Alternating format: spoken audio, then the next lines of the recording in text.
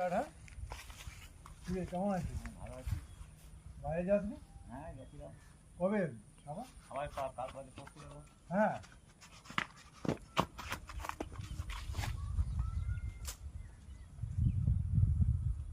মারলো। কেমন আছিস তুই? আমি ভালো আছি। কে মারলো একজন?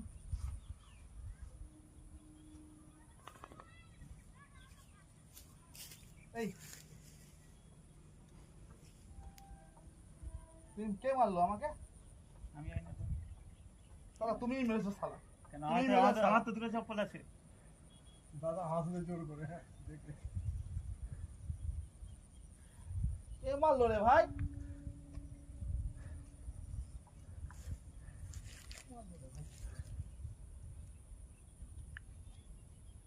তো চপ্পল